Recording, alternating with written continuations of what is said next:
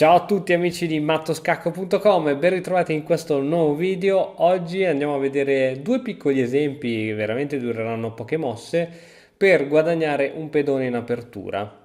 Stiamo parlando della difesa siciliana, vedremo un trucco col bianco e un trucco col nero. Chiaramente il nostro avversario deve collaborare, ovvero deve sbagliare. Ti faccio vedere subito di quali trucchi si tratta. E4, C5, cavallo F3 e 6. Difesa siciliana, variante francese. D4, C per D4, cavallo per D4, cavallo F6.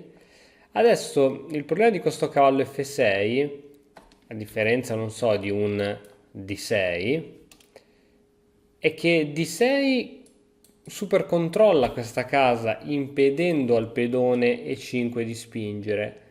Cavallo F6 invece attacca questo pedone e diciamo che questo pedone ora è libero di spingere. Se il bianco spinge in E5, c'è il trucchetto scacco e alla prossima ci prendiamo un pedone. Nel momento in cui riesci a prendere tu nero, riesci a prendere il pedone centrale in E, avrai la partita tutta in discesa. Poi non è che è vinta, però immaginati la situazione insieme a me di ritrovarti a giocare con questi due pedoni che saranno liberi di essere spinti. Ma è una gioia, eh? Quindi questa ricordatela se la giochi col nero. Mentre adesso invece vediamo un trucchetto col bianco, altrettanto semplice, possiamo definire anche banale, ma qualcuno nelle partite veloci ci casca. E4, C5, difesa siciliana, cavallo F3, ops, cavallo F3, D6, C3, variante Alapin, cavallo F6, questo cavallo minaccia subito questo pedone, adesso semplicemente mossa di sviluppo normalissima di alfiere in E2.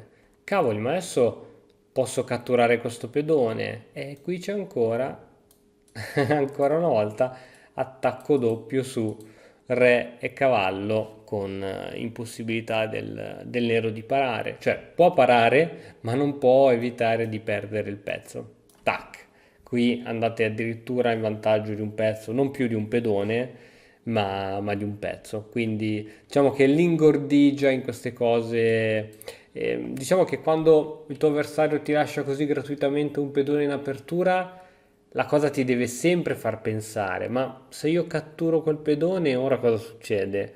A volte è proprio una sbavatura, a volte è proprio una svista totale, ma molte volte è una trappola, quindi bisogna stare molto attenti a catturare queste trappole, poiché possiamo pagarle veramente a un prezzo molto molto caro. Bene, spero che questo piccolo video ti sia piaciuto, magari già conoscevi queste trappole o magari no, quindi anche oggi hai imparato qualcosa di nuovo. Come al solito ti saluto, grazie per aver visto tutto il video, ci vediamo domani con un altro nuovo video. Ciao! E ora per continuare che cosa posso fare? Beh, innanzitutto ti consiglio di iscriverti al nostro canale in modo tale da non perderti le nuove video lezioni.